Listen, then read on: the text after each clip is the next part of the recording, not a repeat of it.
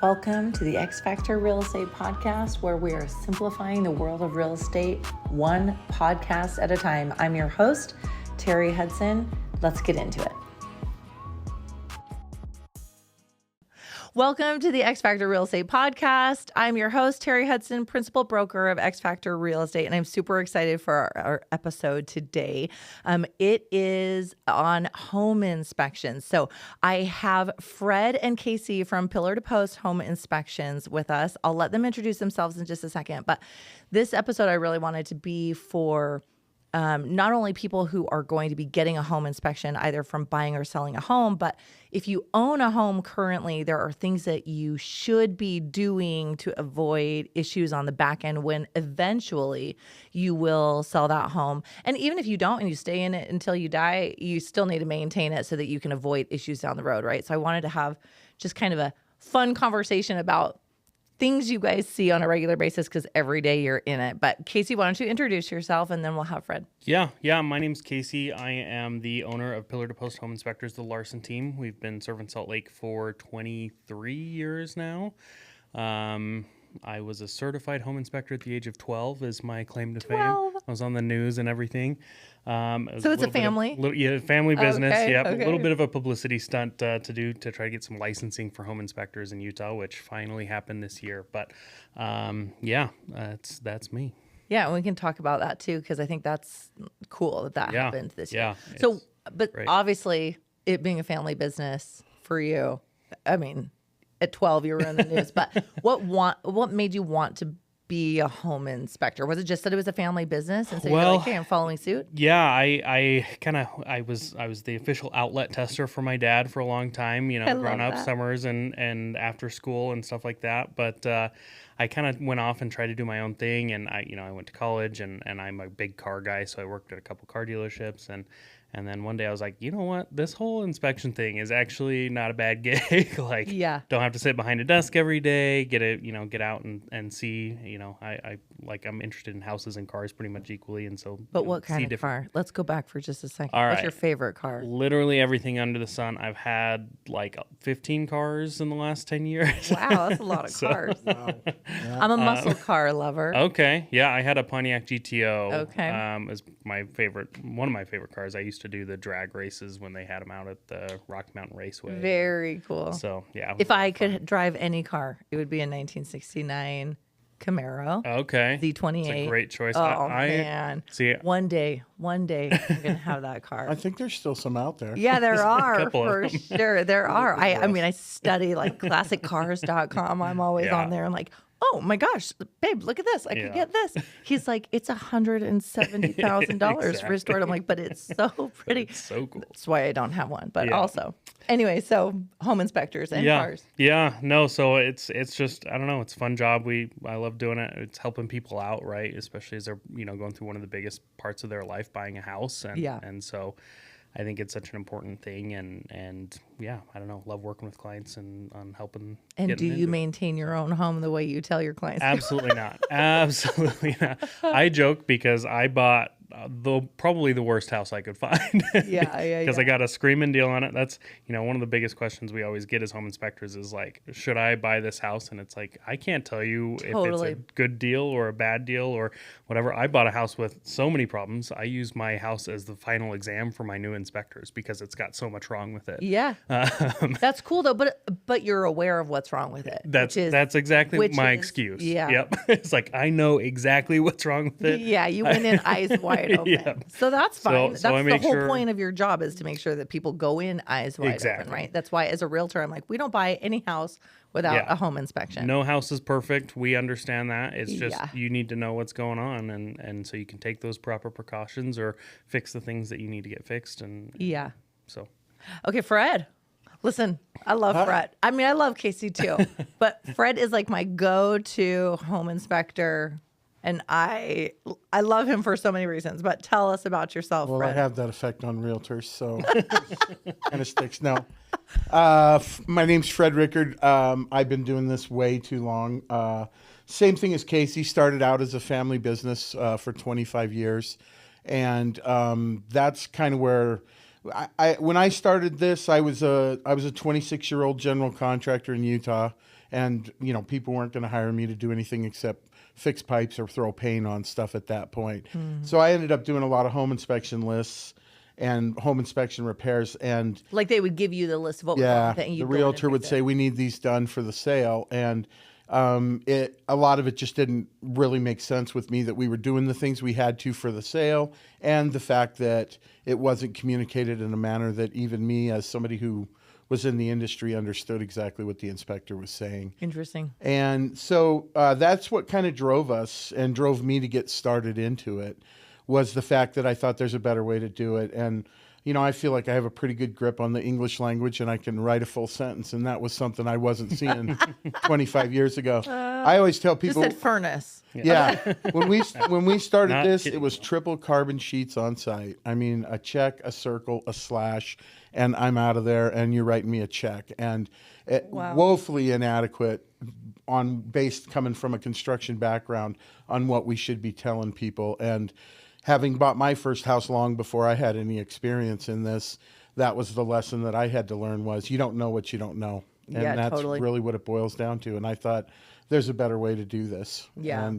And that's why we kind of got into it. And then once the ball starts rolling and you realize that you can still be in construction and not have to break your back or hurt your knees. I mean, I was 100 pounds lighter way back then because I had to earn it. And now I get to do that with my fingers more. So, but really cool that your general contractor background helps you. I'm sure there's so many benefits of having that knowledge, and and also clout when it's like, well, who's this home inspector? They don't know what they're talking about, and you're like, actually, that was it. We did the industry took quite a beating back then, I'm sure, and a lot of it was just that technology: circle, check, write 3 words. Now with the digital era and the computer era, things can be conveyed the way they're supposed to be, and understandable and in a language that everybody can understand. Yeah. And so I think that's been the massive part of it. And one of the biggest draws to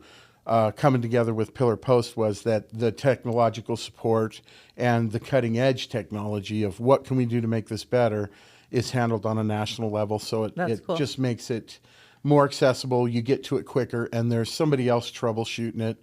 Yeah. Because I do a lot of things well, but that's not one of them. So as Casey can attest to, he had to put my phone on airplane before we started. Listen, it's all right. We could teach an old dog new tricks. Yeah, no, absolutely. He made it sound a lot worse than it was, too. It was like, here's how you do it. You got it. So. Yeah. Yeah, that's so funny. But I mean, it is so true. You don't know what you don't know. And I think that was my whole point of wanting to do this episode on the podcast. There's so many people that will ask. So a home inspection costs money up front for a buyer. Now, I recommend actually, if people are listing their homes, I recommend to a lot of sellers that they do a pre-list home inspection. Absolutely. Because there's always this shock value that comes when you've been living in a home 5, 10, 20 years.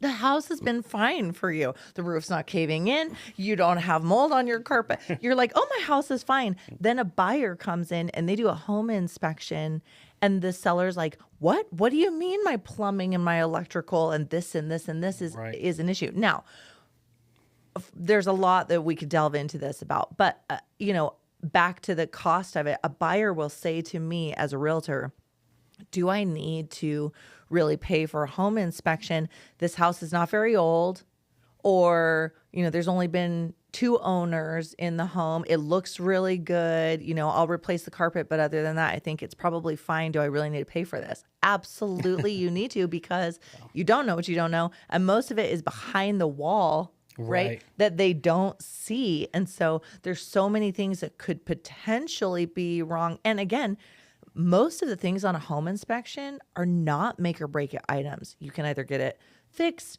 you are aware of it so that when you own the home, you can continue to keep an eye on it, whatever it happens to be. But there are sometimes some big ticket items that show up. And as a realtor, I'm helping them navigate how to either negotiate from the seller, or this is not an issue, let me give you a contractor that I trust that we can, fix this, or whatever it happens to be. But you don't know what you don't know. And I want to talk about like all the crazy things that you guys see in home inspections. So let's just kind of start there with when you go in, tell us everything, because your job is to literally say everything that is wrong with the house, from a wobbly faucet to low pressure to this. The sprinklers are hitting the stucco on the outside. Yep. Everything, whether they think it's a quote unquote big deal or not, right? You're gonna just eyes wide open tell them. So yeah. Tell us what you basically check. Well, yeah, like you said, just about everything that we can. I mean, our kind of whole goal is we typically spend about 3 hours in most homes, and it's like, yeah, whatever we can find to tell you about in that 3 hours, right? So we'll typically start on the outside and go, like you said, if there's any issues with the siding, the stucco, window frames on the outside, looking at the roof overhangs, foundation wall, how the landscaping is going to affect the house. So if there's ground sloping in towards the house, water is going to run in against that foundation. If there's trees rubbing against the house, that's going to cause damage, right? Yeah. Up on the roof, how are the shingles or whatever roof covering? How is the condition on that? Has everything been installed properly? Does it look to code? Right. Yeah. So our inspection isn't a code inspection, but it's informed by code. It's informed by the manufacturer's instructions. So, we see stuff that, just is plain installed wrong a lot of the time. So, get up into the attic if there is one and look around in there, make sure everything looks good structurally in the attic. There's plenty of insulation, plenty of ventilation. Inside the house, we're going room by room, checking doors, outlets, faucets, fixtures, lights. Not just the outlets even work, right? That they're grounded, that right. they've, right. If water it gets to it, they have an automatic shut off, right? Right. Yeah. GFCIs, that sort of thing. So appliances throughout, kitchens, bathrooms, things like that. HVAC systems in the home, we're function testing those. And visually inspecting them to make sure, again, they're installed right, they're in good condition, going to be, in working order. Is there anything that's getting older towards the end of its life that we need to let the clients know, hey, roof is 25 years old, typical lifespan's 30 years old, you're going to have to buy a new roof in the next 5 years. Yeah. So, well, and Fred does a great job at that. When he's doing inspections for my clients, he will say, hey, this is typically a 10-year lifespan on a water heater. It's leaking. I would recommend this. And he will say, like, I'm not a roofer, or I'm not a this, I'm not a this. Here's what I recommend. I recommend that you call somebody who specializes in that and have them give you a secondary opinion, right? So that, again, you're just bringing awareness to them. Exactly. But not saying that you're the expert in everything top to bottom from a house, but that you're aware of what it should look like when it is properly done. Yeah, we see a lot, but we're not electricians, we're not roofers, we're not plumbers. Like we know what things look like when they're wrong, right? So we know just enough to be dangerous, right? Yeah. But yeah, we'll refer you to them to give you kind of a plan of attack of where to go from there. Yeah. So. Yeah. Yeah, and I think the thing I would add to that is that we basically have two jobs. First job is to document, and we're verifying everything there is what it is, properly installed. And the other part of that is we have to actually inspect stuff. So and that's part of the big experience that you get, is that what you understand is that, yes, we see signs of previous leaking in your ceiling. Well, that's not really, doesn't take a genius to do that. Yeah, there's water stain on the ceiling. Right. Right. And it's not our job to say we know exactly what's happening, because we understand that you have to get into the bones to know what's happening, especially with things like water. Water takes the path of least resistance. You can look all day and say it's happening right above you, but that doesn't mean that it is. Right. But for us, that's the part of the inspecting that I guess is really what makes it exciting. Every job's different. You can never mail it in. You can't just walk in and say, I'm just going to do a report. You have to look at everything. But when you get an opportunity to inspect something and better understand what the possibilities are, and that's the way I always like to present it, is you're going to have to hire someone to get in here and open that ceiling up to know for sure if you want to know. But what it looks like is this situation. And it's not currently wet, or it is currently wet, right? And that's based totally on experience. I mean, we're going to run the water, and then we're going to see if there's any signs of leaking, but that doesn't tell us the whole story. And that's why it is so important to refer to a professional. Experience in all of these trades is awesome, but it's a two-part thing. You need to know what's going on, or what is wrong, what's going on with it, and what it's going to take to fix it. Yeah. And that's not just a home inspector. And I think that's something we've run into over a lot of years is that people expect that we know the evaluation of the problem more than just the identification of the problem. Yes. And I don't think it's responsible for an inspector to state the evaluation of the problem. Right. Because they, some things are obvious, but the things that really matter and what you're hiring the inspector for, you want him to say, hey, this is not something I can tell you. You need to get more invasive, talk to another professional. Yeah. Take it that way. And I think it's guiding people to the right place to make the decision, because all real estate transactions on this level are so emotional. Yeah. And that's the thing is what? Yeah. And real estate's emotional. And to take it in a different direction, that's why I'm such a huge advocate for the pre-sale, the pre-market inspection, is because you don't know what you don't know. I mean, I had a 71 Chevy Nova. I considered it to be the finest vehicle on the planet. I never changed the oil. I never put air in the tires. Oh, no. I do a lot of things, but what I don't do is I don't get into cars. I would go and pay someone to do that because I just understood that, I could probably change my own oil. I'm mechanically inclined, but it wasn't something that I was interested in doing. It wasn't my passion. It wasn't anything. I saw it as work. And like anybody who's done an inspection with me knows, there's only two ways to fix it, right? A tool belt or a checkbook. That's right. I just say make your choice. And important that you stay in your lane, right? Well, this is my job. I'm not going to pretend that I'm a roofer or an electrician or a plumber, right? But I do know when something is wrong, and I do know when it would be beneficial for someone to have a professional look at it, right? Now, from my standpoint as a realtor, I feel like I am the diffuser, right?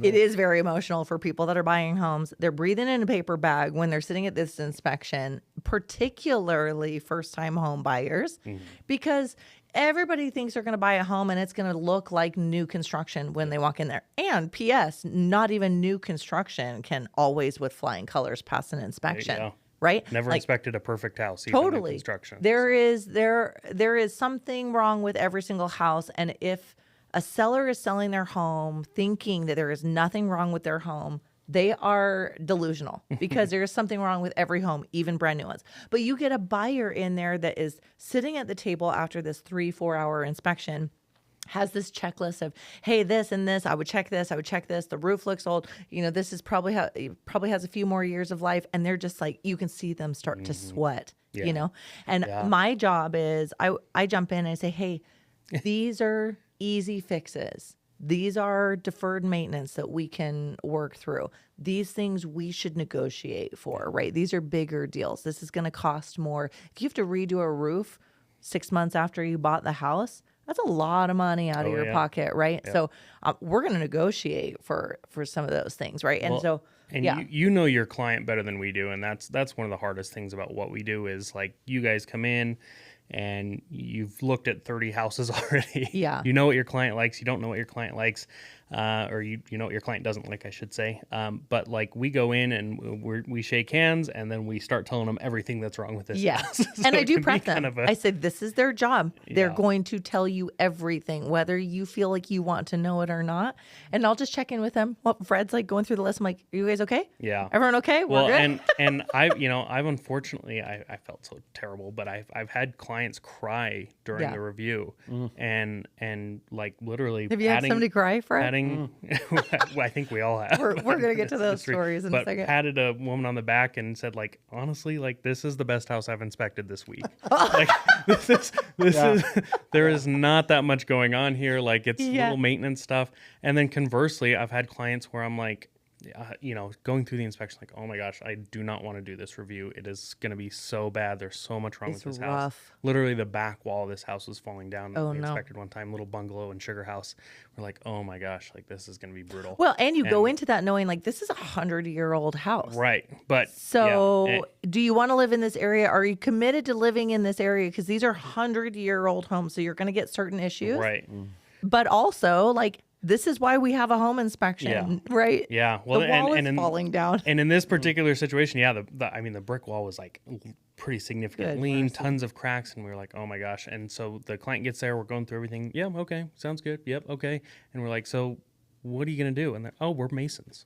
Like this is a good Tuesday for us. Yeah. Right. Yeah. So see, and you never know what you're going to get, right? So that's great. And if they do have that background and they're not nervous about it, great. But if they are not someone who's in a trade, they're not handy, they have no access to, their checkbook is stretched to get into this house, then to think that they have to go do the foundation, the walls, whatever it happens to be, they just get in panic mode. Oh, yeah. So, okay. So tell me, I want to do the funny stories kind of at the end, but tell me what you guys typically see when you're going in a home. What are the big bullet points that are typically always issues that could have been avoided had the person that was living in the home, that owned the home, had they done maintenance? They could have been avoided. Does that question make sense? Yeah. I kind of rambled that, but like, what is it that is consistently showing up on a home inspection that if you own a home now, you could avoid on the back end? I think one of the most common things that we see that homeowners just fail to do just kind of basic maintenance on is HVAC systems. So, your furnace, changing a filter. Changing a filter.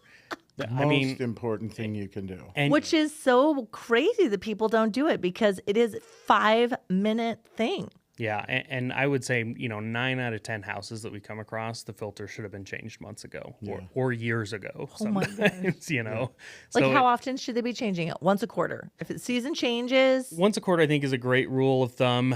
Different filters can have different lifespans, different systems. If you have, like, I've got 2 dogs, I got to change my filter every couple months. Okay. So it depends on how clean your house is, how many pets you have. So it is kind of a moving on your target. Windows, those make a huge difference. Yeah. But I think if you replace it twice a year, you're doing better than 99% of homeowners. If you replace it once a quarter, you're doing what they actually tell you to do. Yeah, but most people don't even do that. I would say most people change it once a year, if that. Or when their system stops working. Yeah. Right. Here's a big one, actually. I think new homes, people who are in new homes, in new subdivisions that are still under construction. Mm-hmm. The amount of dust that is coming through their system that they have no idea that is just even additional changes would be beneficial. Well, and not only is it good for your system, it's good for your air that you're breathing every day. Yeah. So to me, it's, it is a cost item. It's something you have to think about. If you can set that, Amazon, it just shows up at your door every 4 months. You swap it out, 2-minute job. Can save you so many headaches. And then, just getting your system cleaned and tuned up every couple of years too. Yeah. Manufacturers typically recommend every year, and it most people only do something when there's a problem. To have somebody come out and do maintenance is what you're saying, once a year. Yep. They just clean up the system, tune it up, make sure it's, got a nice blue flame and everything on it. Under $100. Yeah. Typically. And it can make your furnace last twice as long, right? Yeah. Okay, so HVAC. Is that what you would say? Air conditioning. Yeah. Well, I mean, obviously, I think that's a major one. But for me, the one that I think I spend more time talking about than anything else is moisture and drainage. I mean, we live in a desert. That's the way I look at it. Maybe it's debatable, but to me, this is a desert. Yeah. So, people think it's okay to have grass right up against their foundation. And I'm not saying it's not, but you have increased the risks of moisture in your basement. Yeah. Which, although we see incidental moisture, we may see roof leak moisture. The biggest moisture sources we usually see are either the most damaging are usually the ice damming that happens in the winter. Okay. Or the poor drainage, poor sprinklers, poor snow removal. Mm-hmm. There are 3 very basic, simple items, but we don't want water on our foundation. Even though it's concrete, it cracks, it's porous. Yeah. It deteriorates over time. When they're shoveling their snow toward just away from the driveway, but piled up against the house. Yeah. Yeah. Terrible. Yeah. I mean, non-working gutters that don't work well, gutters that don't drain away from the house. It's not every house that we see moisture-related problems, but it's probably 9 out of 10 that we see the potential for that. Yeah. And what phone call does everybody get? Well, a sprinkler blew ahead and flooded my basement. Mm-hmm. We hear that one all day long. Well, If it I had would been reckon slow- to say, I would say, what the heck is a sprinkler doing that close to the house? Yeah. Incidental things happen, but whenever that happens, it's always a sprinkler right next to a window well, which is designed for drainage, Yeah. but not designed to be a drain. Yeah. So it's not going to handle that kind of volume. So And ideally, we like fight that a lot. gravel or something around the Xeriscape. foundation, Yeah. xeriscape around, and then grass from, And yeah, to me, I mean, I don't think everybody needs to go out and fully re-landscape, but I would say, like Fred said, you know, not every house that we see that has these problems has moisture issues, but Yeah. every house that has moisture issues in the basement, we see bad landscaping around that, Yeah, right? yeah. And so the biggest thing to me is having that ground slope out and away from the house. Even if it is grass, like if that sprinkler head blows and it's going to start to drain away from the house rather than up against the house and into that window well. Yeah, and everybody wants something perfectly flat, Yeah. but it has to have a slope to it. Otherwise, and it's going to cause a problem. It doesn't need to be a hill, right? Right. Just gradual slope out and away, rather than back and towards. And you know, again, I think we call this out. You know, 95 out of 100 homes, there's at least one or two little spots that drain back towards house, my house included. So Yeah. you know, Well, you said your house is the worst. Yeah. but it's just those preventative things that can help. You know, if there is a big rainstorm, if there is a broken sprinkler head, if that hose bib stays on or whatever, Yeah. it's gonna not be a And if there has to be a sprinkler head close to your house, make sure you know exactly where it is spraying, right? The angle. Yeah. You know, I mean, I think there's just so many of us, myself included, where it's like you turn the sprinklers on for the season and it goes off at whatever time it's scheduled to go off. And how many times are you going out and watching the sprinklers during the season to see if it got hit and knocked to the wrong angle with the lawnmower or whatever it may be, right? And so it causes an issue because it goes unnoticed. Absolutely. Well, and that's the biggest thing. I think that's such a great way to phrase that is things going unnoticed, because that's like little problems, especially with moisture, turn into big problems when they're not addressed. Yeah. You know, Water and remotely fire, the immediately. two things you don't want in. So, Yeah. so you know, we're the first person in years, sometimes decades, to get into people's attics or crawl spaces, or even some, like, if kids have moved out, they haven't been in that basement bedroom for a year and a half. Yeah. And Right. you're like, oh, there's some black mold down here. Yeah, exactly, in the closet. So, you know, if every homeowner could take, you know, literally 30 minutes once every other month or once every 6 months or whatever, and just go around with the flashlight, poke their head up into the attic, you know, look at those basement bedroom walls, I think, you know, it wouldn't prevent the problem, but it would prevent that problem from, you know, it'd be a couple $100 problem instead of a few $1,000. Yeah. Right? Yeah. Yeah.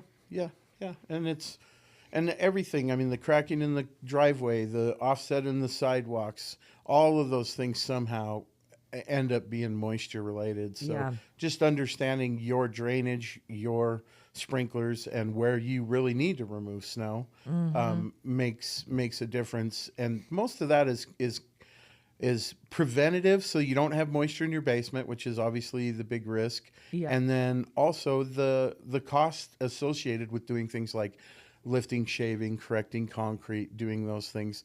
Those are expenses nobody wants to pay. Nobody wants to spend the money to fix a driveway.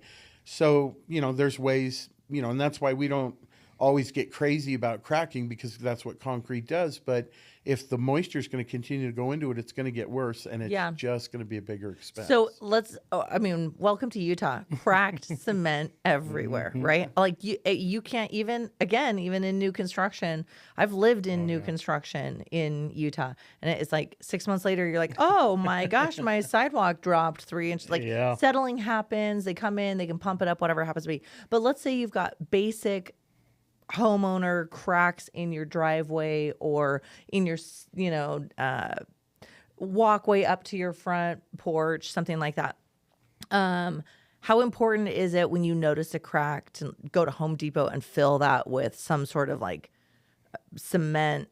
Would it be silicone at that point, or whatever it happens to be? Is it if moisture gets in those cracks, is it going to then cause an issue, or is it kind of a leave until it gets really crazy and then we just rip it out? And I'm not a seal a crack kind of guy. Okay. I think, this is why I'm asking you, Fred. That's it. I mean, in my opinion, and Casey will add to this, is the best way to prevent that from being a problem goes back to that good drainage. Yeah. Good gutters, good sprinklers, good snow removal. The concrete's going to crack. You can't stop it. It's when the concrete cracks and you don't shovel the snow and let it sit all winter. It gets ice. That now maybe it wants to settle. Now you've created a low spot. Now it's just going to perpetually get worse. Okay. Remove the snow. I mean, have you seen driveways that are sealed with cracks? They look horrible. I know. And they don't absorb the moisture. They don't change color. Like the cement, when it gets wet, it gets darker. Then all of a sudden you're like, what is going on? It looks like a toddler came here and did a ton of white paint all over my And I would venture to say that almost all those cracks that are filled by that are filled by somebody who thinks that's the cheap and easy way. Yeah. And really, a professionally done crack repair by somebody who knows what they're doing, I mean, we see them last 10, 15 years easy. Okay. Because it's been done right. But most people You don't think I can do it right? We're in that generation. I mean, my dad was that generation where it's a coffee can and duct tape. Yeah. We're in this generation where, well, Home Depot's got it. It's right there. I can do it. Yeah. And so it's created that culture that thinks that, well, all you got to do is. Everything's all you got to do is. Well, listen, I've learned a lot of YouTube things. video, I've watched a lot of exactly. things on YouTube. I And mean, how do I fix I this would love dishwasher? to say technology's great, but the reality is trades are there for a reason. Totally. And things like caulking, I mean, that is a trade. There are people who have to spend hours to get good at it, and yet people think they can do their bathtub on a Sunday morning. I know it. And actually, I was going to say, when you said moisture, I would venture to say that for me personally, like as a homeowner, I have noticed more issues from bad caulking. Oh yeah. Because water goes to the lowest point, right? I kid you not. I was in a new construction home. I mean, I think I had lived in there 2 years maybe. I'm downstairs playing the piano in what would be like the formal dining area, but I just, had my baby grand piano there. And all of a sudden, I see this water drip and it hits the side of my piano. And I was like, where's that water coming from? And I look up, and right where the canned light is, water drips through. Well, my kid was upstairs in the bathtub, right?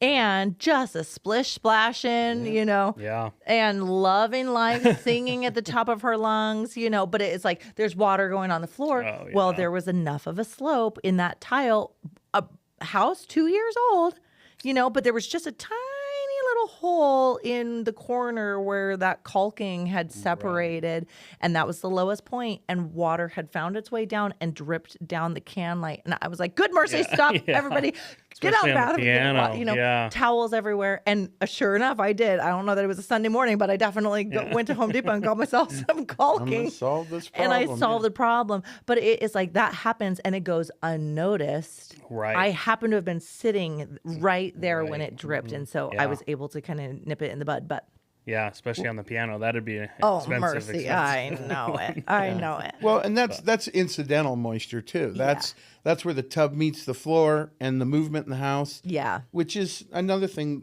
we just don't see. I mean, people tile their showers and they grout the inside corners and it looks beautiful. Yeah. But eventually there's going to be movement. Correct. The grouting is not flexible.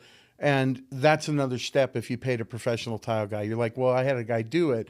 It's a whole nother step. I mean, there's just details that have to go into it. And what you don't know, you don't know. Right. You think he did a great job and it looks beautiful, but a year later it's cracked up and holding soap scum. Yeah. And potentially can be a problem down the road. Yeah. I think it's not that we always see moisture problems. It's that we always see the nuisance that can cause it. And therefore, properly done shower, properly tiled, properly caulked, sealer on the grout, you're not going to have a problem with it. I love the idea not gonna have a of problem. every other month just walking through your house and being like, it's home inspection time, Like, I mean, how many, and now we have these handy dandy phones that can give us a reminder to do whatever. And you could literally just be like, every 60 days, ding me that it's supposed to, be a walkthrough time. Yeah. I mean, I should do that. It would be so Sounds like smart. a good reminder from a realtor who's trying to. Absolutely. That seems great. Another one, I'm not a realtor, but another thing is, filters are so easy. You can have them delivered to your door. You can have 4 delivered at a time. That's a year's worth. Yeah. There's a marketing thing. Somebody Absolutely. should be doing All that. my clients are going to start getting some filters. The problem is the filters aren't the same. So I'm like, hey, text me what kind of filter you. Well, if you use us, it'll be in the report. There you go. Yes, I'll check the report. We're already thinking ahead. Yes. Well, and so good. Yeah, speaking of, good. every single binder that we hand out to each of our clients has a seasonal maintenance checklist. You can also find it on our website. But has that kind of checklist. Okay, smoke detector batteries, check the caulking, check, gutters, make sure they're clean, things like that. So just a good, just checklist to kind of, okay, A, B, C, D. All right, I'm good to go. Yeah. So HVAC, moisture. Give me one more that consistently shows up. Well, amateur electrical. I was going to say amateur electrical. People who DIY their basement as well. Yeah. They DIY their basement. I mean, electrical is very basic. It's not tough to learn how to do electrical. I believe that YouTube it's an easy mechanical skill. But red and black. There's a reason why electricians get paid the money. It's because there's so much you don't know. And it's not just black and white and wires. Also you could electrocute yourself and die. I would venture to say that's probably well, and people all the time they're scared to death of electricity. And I mean, fear is a great motivator to keep your eyes wide open. So that's okay with me, but I wouldn't be afraid to death of it. I would just respect it the way that it deserves to be respected. And we often find that that's not the case. Things are crisscrossed or whatever. All you got to do is mentality. All you got to do is change that plug. Well, if you never change the plug, that could be a life-changing moment. Yes. And when people ask me, they routinely do, well, all I got to do is change that to a GFI outlet. And I'm like, if you have to ask, that probably shouldn't be you doing it. Yeah. Right. If you want to hire an electrician and watch him do it and determine, but this is electrical. It's not. Well, and it's so funny that we have that mentality. Like, I'll just do it myself. It'll be cheaper, when really you're like, it won't be cheaper if your house light's on fire because of it. It won't be cheaper if you have to go to the ER. Also, like, how much money do you make an hour doing whatever you do for your full-time job? Okay, now divide that out for your, what it would cost an hour for someone who could come in and just do it. It costs me 12 hours of time to YouTube it, figure out how to do it, run to Home Depot, get all my stuff, when I could just hire someone who knows what the heck they're doing from the get-go for $150. Well, and I don't want to hate on DIY people. No, I mean, I am DIY absolutely stuff a all the DIY time. person. Like, I think we all do. But within a certain realm, right? Yeah, I mean, safety realm. Especially electrical, we see stuff all the time that is actually pretty dangerous. Yeah. And if you feel comfortable, you have an electrician buddy that you can, buy him some cookies and he'll come over. Yeah. And hey, let's go to dinner. I'll buy you something in Texas house, and then you fix my I think that's great. But I mean, and the thing about all this stuff too is that there kind of are multiple factors of safety in a modern home. With the shower, there's the caulk, but then behind the tile, there's supposed to be a water barrier. Yeah. And then the shower pan at the bottom to collect that all and everything. So a lot of people and a lot of YouTube videos kind of ignore some factors of safety and things like that that are really or just the long term, right? Like well, you get in the USA Today version, and yeah, that has its place. It has its purpose. Just make sure you're applying it in the right spot, because what you don't know, it could bite you. Exactly. Yeah, it's tough. I get it. Like on my house, I've tried to hire contractors. Like I had a plumbing issue. I called a plumber in, and they said, "Oh, well, you need to replace this whole line." And I knew that to not be true, right? Yeah. And so it's hard to get contractors that will come out, be honest and straightforward with you, and which is why I mean I love the contractors that I work with, and when I find a good one, it is like you are gold to me, because I'm going to refer you to all my clients because I trust that you're not taking advantage of them, and that you know what you're doing. And it's like finding a good mechanic. You could go, I call them stealerships instead of dealerships, right? If you take your car to be maintained at a stealership, it's like, get real. They're gonna be like, this is $3,700. You take it over to a mechanic that's like, you don't need to do all of this. This is what you actually need to do. Here's parts and labor. It's going to cost you $1,500. Okay, great. I would rather pay $1,500, and they know that I know nothing about cars and that they could take advantage of me, but they don't because they're honest people, and it matters, it matters who you hire. Along the same lines too, like, when you go into the dealership with your 1995 Toyota Corolla, of course they're going to find a lot of things that aren't perfect about your Toyota Corolla from 1995. Yeah. But it's also kind of like our job is to point out all these things wrong. It's their job to say this is what you should do to make that car perfect. But, if you can find a mechanic that you trust, then they will say, it's a 95 Corolla. It's going to have some worn bushings. Like it's going to be fine on the road if you replace the brakes. Tires the tires. So it's especially when you're dealing with these older homes in these older neighborhoods, it's like, you got to meet in the middle somewhere. It's never going to be a brand new house. Right. And you don't probably want it to be a brand new house. But like rotating tires saves the longevity of your tires.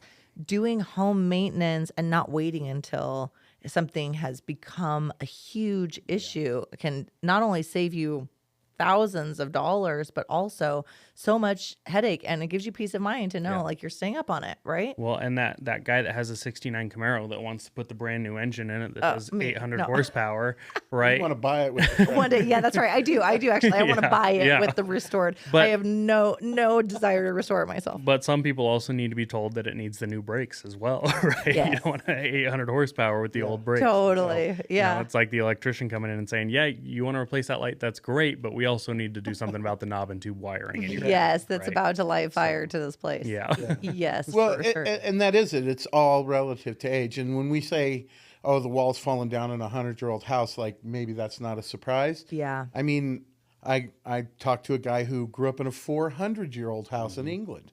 And I'm thinking to myself, how different can that be? I mean, 400 years. Yeah. So it's all relative. And I think that's one of the hardest parts of our job is, although you need the knowledge, you need to have the education, the information to present it right.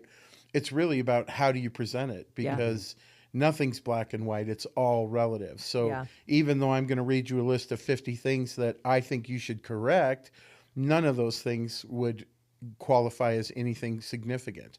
All I'm trying to do is help you better understand the maintenance awareness on your home. And I think that can be a curse and a blessing. And that's my experience, like with first-time home buyers, is for 15 years, every house in Sugar House was a first-time home buyer when they were $125,000. Yeah. And I would tell them, now they're $800,000. Yeah, I would be like, they were all and reachable. climbing. You wanted a first-time home, you were going to, Sugar House was where you wanted to be. That type of mentality.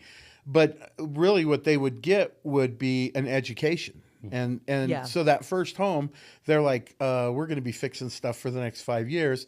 And more times than not, that same person would be calling me back for that second inspection on a brand new townhouse where they don't have to do anything. You don't know. Right. I mean, it's romantic. It's beautiful. The trees, the bungalow. I'm pro home ownership for sure, right? Oh, yeah. For a lot of reasons, as a homeowner and also as a professional that sells people homes, right? Yeah. And also, there is no maintenance-free home. No. I mean, it is welcome to home ownership when it's like, is this a get it done weekend or a have fun weekend? Because you're going to need a get it done weekend. There's a lot of maintenance on a house.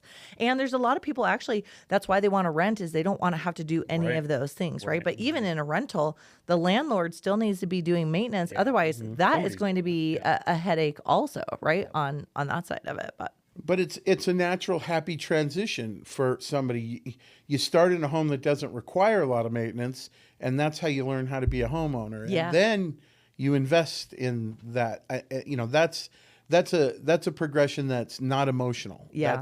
And really it. And that's what we deal with, is the emotion of it. Yeah. And if your dad's a contractor and you're buying a house in Sugar House and dad's been through it with you, Dad knows. Yeah. He's got work weekends coming up. Yeah, that's right. And we call that quality time. Yeah, and that's perfect. And it really is, right? It's perfect stuff if that's what you're going into it. Yeah. But, you don't know what you don't know. And that's why, going all the way back, that pre-inspection, that pre-market inspection allows the seller to have a better grip on what's going to come up, number one. So everybody's a little less emotional. Yeah. And number two, it gives that buyer peace of mind that they can go in there with their dad, and their dad doesn't have to come up with I'll use my dad. He'll love it that I make fun of him, but Al Rickard's duct tape solution, because spray paint and duct tape. We do that with fix stuff it. we got right out back, and you're like, yeah, you can, but it's two different people, right? There's, that's the whole thing. Anybody can remodel, but that doesn't mean anybody's remodeling to a professional standard or that way, and maybe that doesn't matter. Well, and there's a lot of people, speaking of remodeling, there's a lot of people that flip homes in Utah. Oh, yeah. Yeah. And a lot of them won't do an inspection. Yep. They will walk the house themselves. They will say, oh, yeah, this is fine. It just needs some aesthetics and needs whatever. I'll redo the old drywall because it had, lead-based paint or whatever happened to have been. But then they get in there and they take the walls out and they're like, oh, there's some rot in here, or there's termites in here, or this is knob and tube electrical, and they didn't know that because they didn't see it when they went through there, whatever. So, I mean, the problem is then they are remodeling, but they didn't get down to the core things that are going to really be a safety hazard, right? Because they're trying to do it on a tight budget. And when you're watching it on HGTV, they open the wall. Oh, there's termites in this wall. Oh, $2,000 later, we're covered, right? Yes. And usually it's, okay, maybe this is $10,000. Okay, maybe this is, there's a mold problem back here. It seems to kind of pile on, and it's never snowballs as quick and quickly. easy. I think it's the worst thing that happened to remodeling in the last 20 years was television.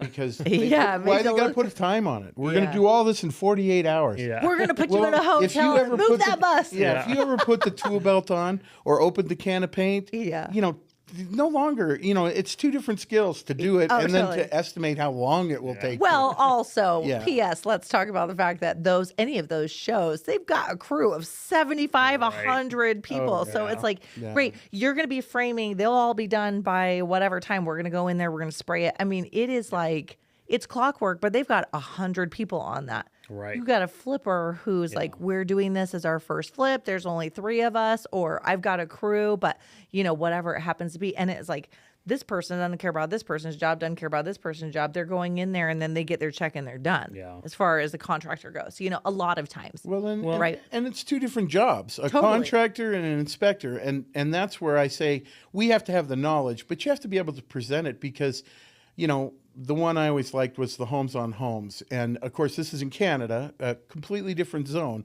But there'd be a leak in the drywall ceiling, and then after the commercial, the roof is gone, the structure's redone. I mean, he's got 40 grand into a leak. That would be great. And that's practical maybe in his environment. But and I think that was the home inspector stink show wherever he was just ripping up home inspectors.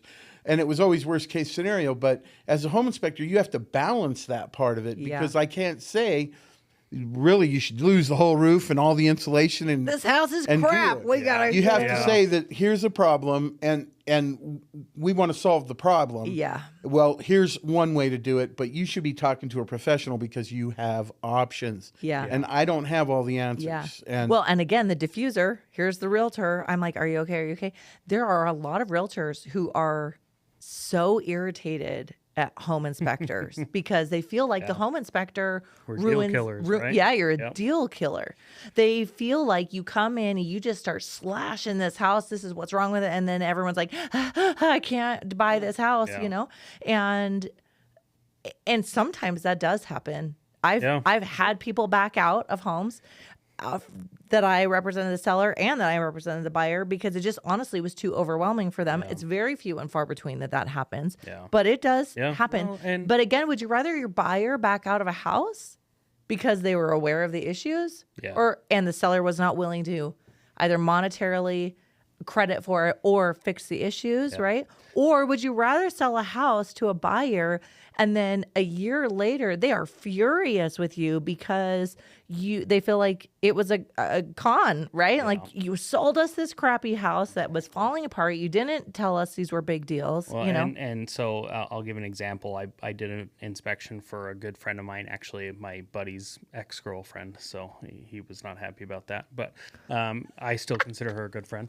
But it did, first time home buyer buying literally a 110-year-old house in Sugar House. And, it was a remodel. They came in, they put new drywall up, painted, 700 square foot house, and I was there for 4.5 hours just documenting everything. Yeah. And we're going through all these issues, and it looks to them like this pristine remodel. yeah, no, it looked great, but there was a lot underneath the couldn't see. surface, right? Yeah.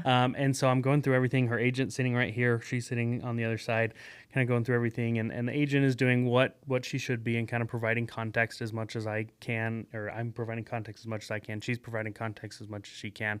And we're kind of going through this. Bag. Yeah, and it was like, there's a lot here. And so ended up going, there was one little issue down in the laundry room in the basement that we needed to double check. And I went down, and the very last thing, I fell through the tile floor, brand new tile floor. Oh no! They had tiled over the top of just a pit in this laundry room. And you fell. I fell through it. Luckily, she's standing right there. The realtor's standing right there. And I was fine. It was it was only this deep, but oh my gosh, that was finally the camel that was like, if he's falling through the floor here, like, we don't know what else is going on here. Like, this could be a scary situation. Good and mercy. it's always like the second time is so much better, right? They're looking for those little things that we pointed out in our inspection. And yeah, I mean, the sellers on this one, they went back, they fixed a bunch of things that we called out, sold it, I'm sure, to somebody later on. But yeah, it's like, I don't know. I always hesitate to say, the things that we can't see, but sometimes it starts to paint a picture. Yes, right? yes, yes. Yeah, well, that's it. And that's where I always go back to that craftsmanship, because if Did you you do ever it fall through a yourself, roof? Did you just fall don't through a know. floor? Oh, heck no. No. Big as I am, I'm no fool. Freddie gets on a roof twice a day. Yeah, I ain't falling through anything, I mean, weebles wobble, but they don't fall down. So, me getting up on a roof, I'm fully focused. But yeah, no, I've never had that happen to me. But what's your craziest inspection story, Fred? Craziest ones, I don't know. I mean, I think, I'd have to get back to you on the craziest one, or even one. I think everything seems so normal now, but I do also Which have. is sad, right? It Well, is. I have It's I have really an sad. inspector's mentality. You're looking at so many details that once you push send on the computer, you have to wipe it all clean. So Yep.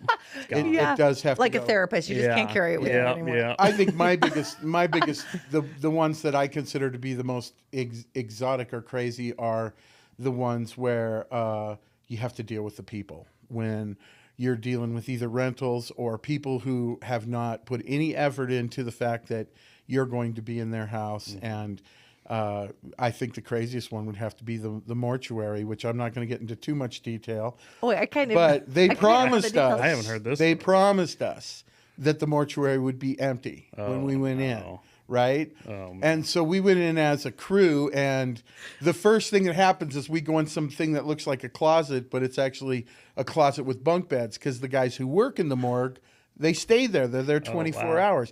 So you walk in, you see these bunk beds. It's dark. You flip the light on, and heads pop up. And Dead people. I see dead people. and this happened to my sweet father Al, and that was man. and of course he was fragged from there Did on. he jump right out of his body? First office he went into, had to do the offices, 4, 5, 6 pictures, 6, 8 written notes. Went into that one. Next office he went into, no notes, one word. Yeah. I mean, he was lost. He was in shock. And he could not, and then they actually brought in a body during the process. Oh no. And we'd already been in that room, the store, whatever, I'm not hip on the name, but The storage room. and for some reason Al ends up going back into that room again. And so basically all we could do is chuckle as it was a horrible experience anyway. I mean, I'm not really, I mean, that's, Okay, but that's not normal for a home inspection, No. so that's good. But you would be surprised how often we see people sleeping in beds. We knock on the door, we yell as soon as we get in. They know that we're coming, and there's still somebody asleep in a room when we get there. It's like a monthly occurrence. Yeah. You're like, can I just move the bed so I can check the outlet behind the headboard? yeah, oh yeah. Yeah. Crazy. Oh Yeah. my Well, gosh. but we had, another one that always gets me was we had a group of people, and basically what they were doing was they were going to finance their sons to start their own construction business, and they started by doing flips. So the dads were fronting the money, the sons were going in and sweating everything in.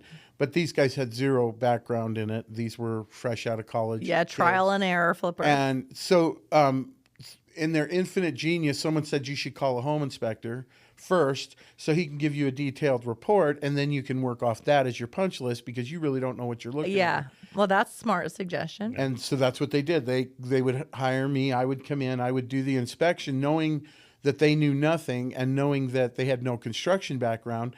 And so the conversation, which really to me is so much more important, the most important part of it is to be able to actually communicate, because reading it, seeing a picture, and then hearing it in words by somebody who presents it in a manner that's in your best interest. Yeah. And not, I'm not trying to make any money off you. You're already paying me. So I'm going to tell you, hey, you can put a Band-Aid on it, or you can call a roofer, and here's what he's going to tell you. And I think you should go the second route, or the first route should be adequate. And they started us, and then what they would do is once they finished flipping or remodeling it, then they would call me back. So then they would have the dirty inspection and the clean inspection. Yeah, which is great, actually, because then at least it makes sense, right? It's a good business practice. And for Dad, I thought that was a real genius way to get your make kid sure they did it correctly. An education, because now he's got to hear it from an inspector, from a contractor, from a handyman. He gets to hear the different ways that things are being presented and make the right decision. Yeah. Would be what they were attempting to do. Of course, it was, I think it was up on like Bryan Avenue, just a little place with a crawl space. Okay. Little, whatever, 1,200 square footer, a million things going on with it. And so, of course, I gave them the report, and then I came back, and because the attic had a ton of issues and the crawl space needed a lot of stuff straightened out, instead of fixing it, they just covered both of them over. They drywalled the access to the attic and covered the crawl space. Because as a home inspector, I don't get to say somebody covered your crawl space. They're thinking there is no crawl space. There's no access. That was their solution to the problem. I know that now that they're no longer in business. They've had more than one issue with that. But that was the 20-something-year-old kids deciding to kind of take it their own way. They can't inspect the attic if they can't find it. When I came back in to do it, I'm like, the first thing on that front page is the attic access has been covered up. Yes. But I don't get to forget what I saw 4 months ago. Yeah. In that situation. So those were fairly unique. But man, we go into all kinds of houses of horror. I mean, and crawl spaces, you never know what you're going to get. I never know. I would never be able to be a home inspector because I would have to go into those dark places. I couldn't do it. Tell me. It's about being. Tell me the craziest. You have the facts. Yeah, but tell me the craziest thing you've ever seen in a crawl space. All right, I got a good one for this. No dead bodies, though, right? That was just the mortuary. My gosh. No comment. No. Okay.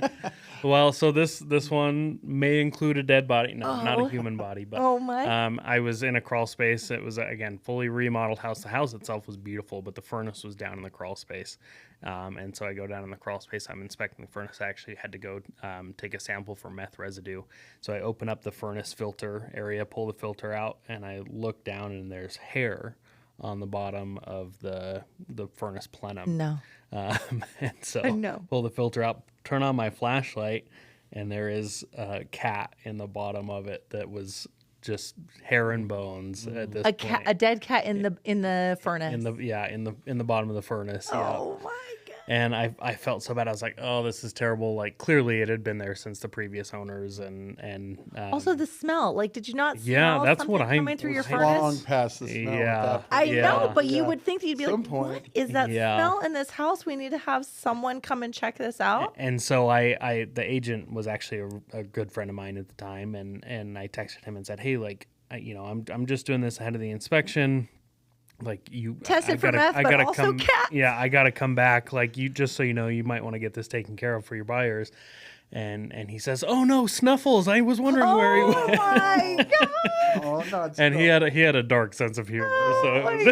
Listen, I'm glad you said it was a cat because I was thinking like, oh, there's a human head. Yeah. In there. When you said I moved the filter and there's the hair. I'm just like, oh, Yeah. I can't. Yeah. So I came back a few days later. It was all gone and cleaned up and everything. I was just like, oh my gosh. But yeah, it's like, yeah, how long had that been there? How long did that smell for? Like, oh my gosh, horrible to think about. Oh my gosh, no, and I'm sure you've seen crazy things. Well, what's the worst thing in a crawl space I've ever seen? Well, first off, no matter what, we see all kinds of funky mold. I mean, it's magical looking stuff. I mean, you don't even know that it's a mold because you can't imagine that anything could grow in this color. That kind is of thing. wild. It's like the weirdest. You got every kind of spider web, and the big difference is there's a difference between a cobweb, which is dust related, and a spider web. But in a crawl space, you don't really get to be discerning. You got broken glass, you got sharp metal, you've got rodents. I mean, raccoons. Oh. I had to do one in Park City where they're like, we can't figure out why these 3 condos are all complaining about the odor. They're dead raccoon. Well, it wasn't dead raccoons. They just were nesting there. And so it was it was a raccoon outhouse. And I mean, it was overwhelming. And they're getting in there because they eat their way through some space and, right? In the crawl they can, space. but usually it's sometimes not covered. Yeah, they just left a little corner or something open, or the event didn't get recovered or whatever it happened to have been. This is what, like the 60-day alarm on your phone when you're taking your flashlight. Yeah, exactly. And you're like, hey, there's noise under here. Do you guys watch Modern Family? Yeah. Oh, listen, Phil Dunphy is my absolute favorite character, but there's an episode where he's got to check something in the crawl space and he's just absolutely horrified at the idea of going under there. So he puts a camera on an RC car and he is like, trying to navigate through there. And he's just like, eventually has to go in there and it is panic inducing. I would not be able to do it. I always said, because I grew up doing this, right? I was like, I will never buy a house with a crawl space. Yeah. Well, right deal came along. I now You am the proud owner of a house with a crawl space. But do you know what's in it? I've spent way too much time in every there. 60 days. Casey's down there. Just about, yeah. Just had to replace a hose bib on my house and had to get in the crawl space to do it. And I almost got trapped in my own crawl space. Oh my gosh. Story. I would die. Yeah, I had a panic attack. So I don't know. I saw this meme the other day that somebody was down in their crawl space and they had gone and gotten like a Halloween skeleton.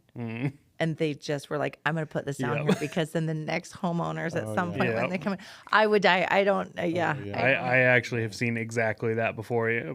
Completely vacant house, totally abandoned, and shining. You see the like foot sticking out off the skeleton. Oh my gosh. And your spirit leaves your body. Yeah. I can't. Yeah. But I got a little closer and it was clearly fake. And my gosh. I cannot even imagine. I would the creepy clown stuff. I did one where I went in a crawl space and it's like they bought every horrifying, shocking child clown toy and it was all in the basement. Yeah. Just a really creepy Jack in the Box. Just everything. And I was like, I don't know what happens down here, but I'm going to photo document the hell out of it. And when I see it on 2020, I could say I was there.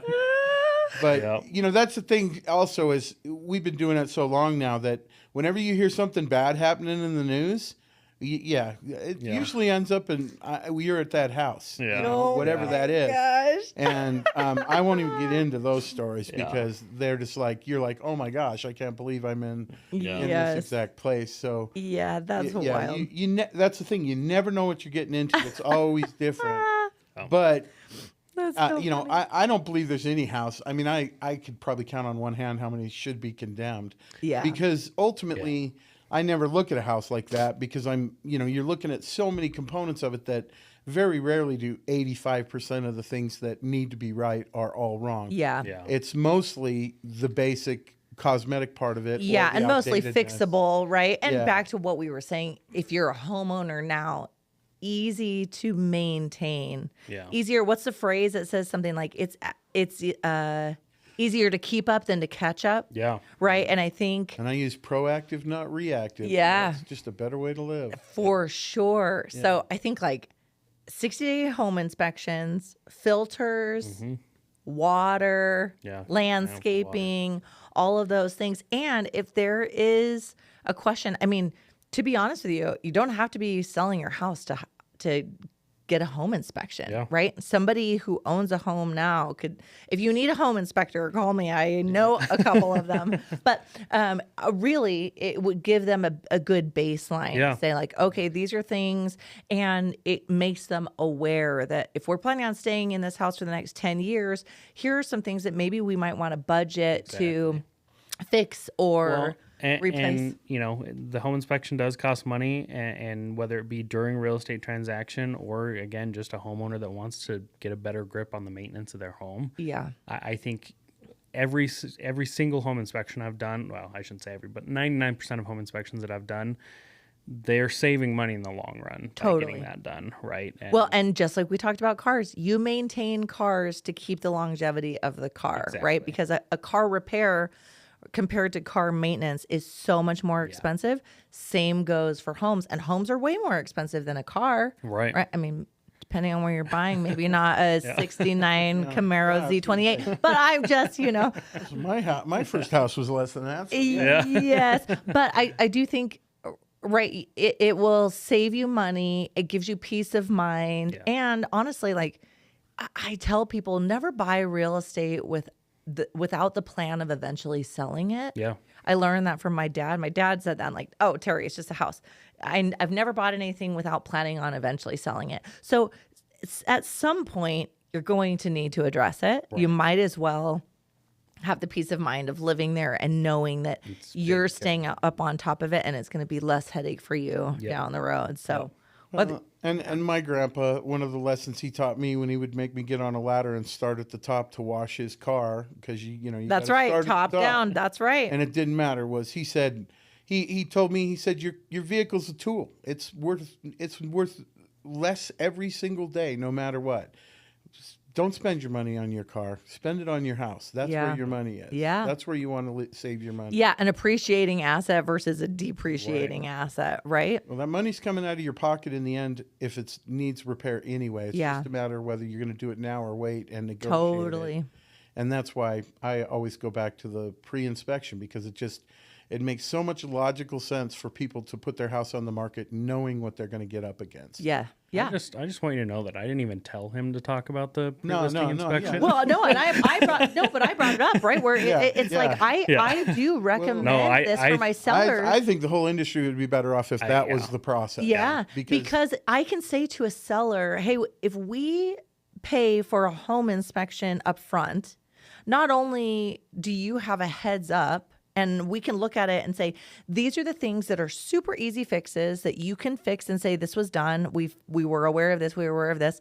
If there's a big ticket item, I can prep them and say, look, if this roof is shot, they're going to ask for this amount of money in a credit. Yeah. So let's be prepared for that, right? Or they're more prepared, but also you can say to the agent who says, hey, I have a client that's going to offer on this. It goes under contract, and you can say, we've already done a home inspection. Can we give that to you? You're welcome to do your own, but items, 3, 9, 7, and 12 have already been taken care of, on the home inspection. And the thing that a lot of people don't think about is there have been studies that say people get more money out of a house when they're selling it when it includes an inspection. For sure. So 6 to 7% is what they say.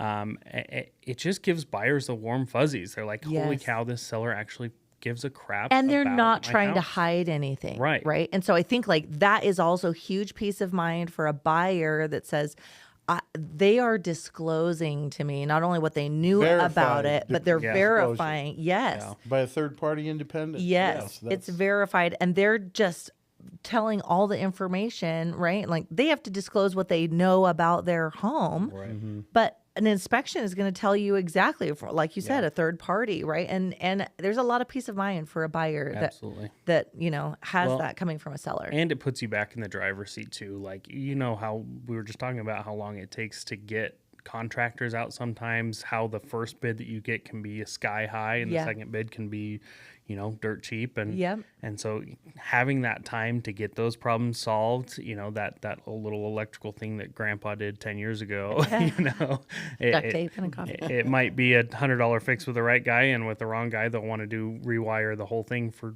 $3,000. And Yeah. so it just, knowledge is power, right? Yeah, and so for it puts you sure. back Totally. into a position of power, no matter what side you're on. So Yeah.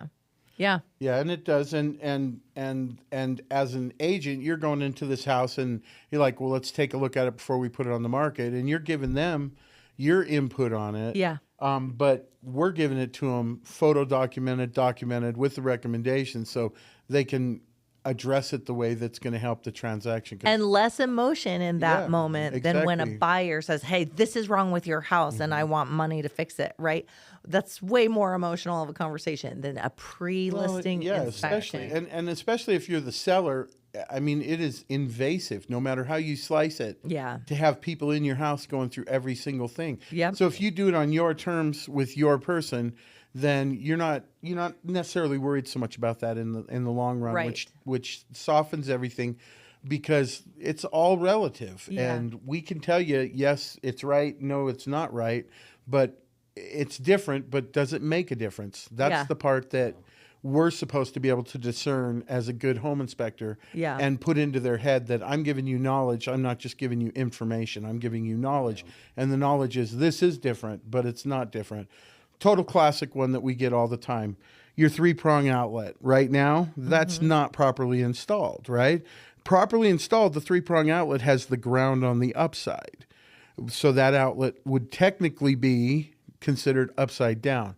It's Okay. different. Does it make a difference? Well, in Utah, we put them all in like that. Yeah. So when someone sees one the other way, They think it's wrong. they think it's a problem. Yes. And I'm like, well, it's not a problem. It's actually properly installed. It's just we don't make a big deal out of it because it's not a big deal. Yeah. The risk is if somebody jerks on that plug the way it is now, the bottom of the ground prong can break out and you can pull the prongs out of the actual electrical connection, which can create an arc or a safety thing. Okay. If it's the other way around and the ground prong breaks, you're actually making a better connection in essence. You're pushing them further in instead of pulling them out. Interesting. Super minor, over the top technical, But nothing that I would nobody ever does say. it that way. And how But when interesting, somebody again, asks you don't me- know what you don't know. Yeah. Well, that's it. When somebody says, well, I'm worried about this plug because it wasn't installed properly, they may get that little bit of education from me so that they get that peace of mind. Yeah. But normally I'm not going to ever point that out because Yeah. different, or does it make a difference? Yeah.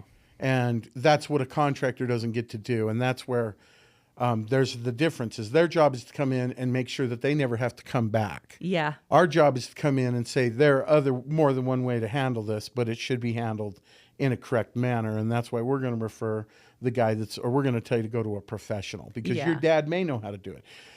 But I've had 100 Or- guys. I'm like, what do you know about electrical? Well, I wired my own house. You did? Well, what does that mean? You put the plugs in? Well, I ran the wire. Well, okay. You drilled holes and ran wire. How does that make you qualified to stick Yeah. your fingers on that hot stuff? Yeah. Use good judgment. So it's the right guy, the right place. And that's really what our job is our job is just to point you in the right direction. Yeah. And I don't have to have the answer to everything.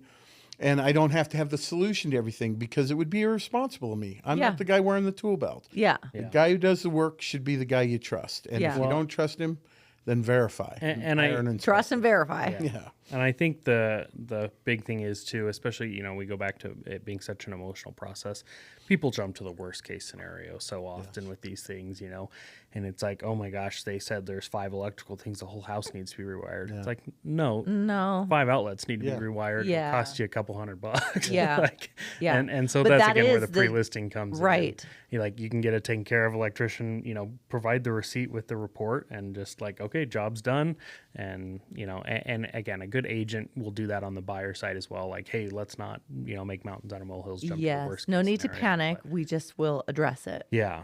Yeah. And so it's crazy the difference that an awesome agent makes on those things. Like it makes our job easier. It makes the clients calmer. It gets Yes. and yeah, you'll have the occasional house where it's just not right. Like, it's not a good fit. There's too much going on. Yeah. And so you go and find the next one, and then they're 10 times happier. So, yes. I don't know. It's awesome working with great agents on that stuff, because it and does it's make a from my huge standpoint, difference. it makes a huge difference to trust who is the inspector. So I appreciate you guys so much, and and thanks for being here. And I feel like this was really helpful. I mean, it's fun for me, and I think helpful for the listeners to know there's a lot that they can do even when they're not buying and selling. Yeah. But also, like, knowledge is power. So if you are buying and selling, find out as much as you possibly can, and then address it, as needed. But, be aware and go in selling and buying, go in with eyes wide open, Yeah.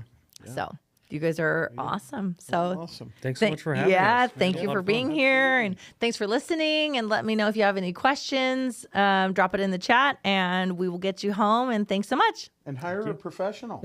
And hire a professional. That's right. I love it. We hope you enjoyed listening to this episode of the X Factor Real Estate Podcast. Thanks so much for being here and listening. It's been a pleasure making this podcast for you. And as always, if you have any questions, don't hesitate to reach out to us. Drop something in the chat. Let us know what you're interested in hearing about in the real estate world. I'm Teri Hudson, and I hope you join us for our next episode.